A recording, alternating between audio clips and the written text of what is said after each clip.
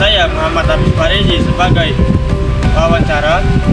Saya Angelia sebagai narasumber. Saya Nadira Alia Fifah sebagai narasumber.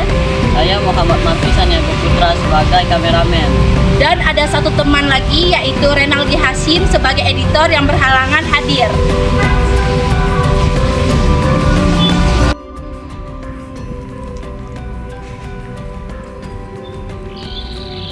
Permisi Mbak, boleh saya wawancara? Boleh. Mau di mana? Di situ aja tuh. Oh yaudah, yuk. Ayo.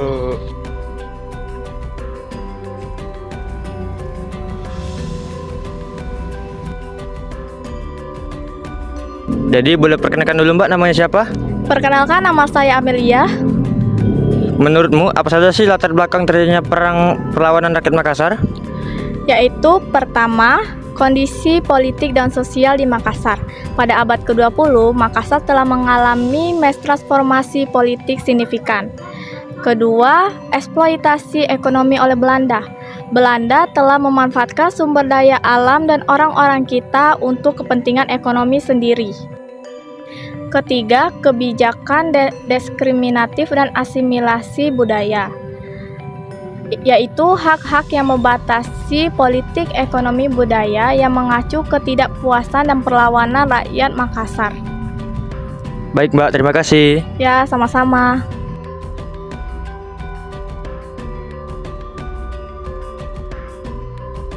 Jadi Mbak boleh perkenalkan dulu namanya siapa? Boleh, perkenalkan, nama saya R.A. Putri Arfarida. Bolehkah kamu sebutkan apa tujuan dari perlawanan perang Makassar tersebut? Tentunya boleh. Yang pertama adalah untuk mendapatkan hak-hak politik. Artinya adalah perlawanan rakyat Makassar dilakukan untuk mendapatkan hak-hak politik yang sama dengan bangsa Belanda pada saat itu. Yang kedua adalah perlawanan terhadap eksploitasi ekonomi. Artinya perlawanan rakyat Makassar itu dilakukan untuk memberantas ketidakadilan, kekerasan yang dilakukan bangsa Belanda dan ingin mengambil kontrol sepenuhnya terhadap sumber daya alam yang mereka miliki. Dan yang ketiga adalah mempertahankan identitas dan budaya lokal. Artinya adalah perlawanan rakyat Makassar dilakukan untuk menjaga identitas, budaya dan bahasa yang mereka miliki dari bangsa Belanda. Dan yang keempat adalah mendapatkan hak-hak pendidikan dan hak-hak kesehatan. Artinya perlawanan rakyat Makassar dilakukan untuk mendapatkan hak pendidikan dan hak kesehatan yang pada saat itu dimiliki oleh bangsa Belanda. Yang kelima, menentang diskriminasi dan ketidakadilan yang dilakukan oleh bangsa Belanda pada saat itu.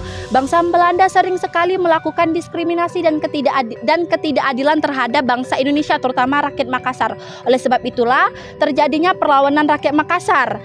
Yang keenam, partisipasi dalam perjuangan nasional.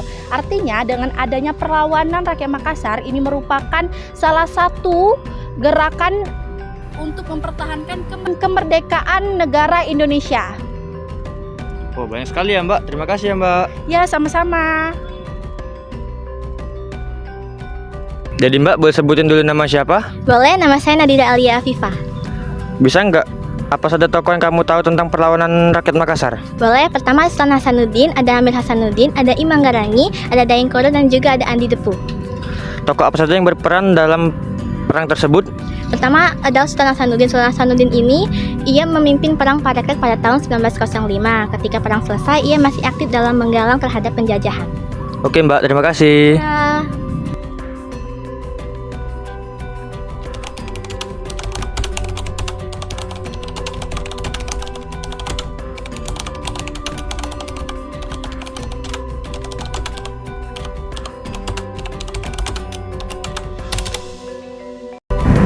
Itulah video wawancara kami akhiri. Wassalamualaikum warahmatullahi wabarakatuh.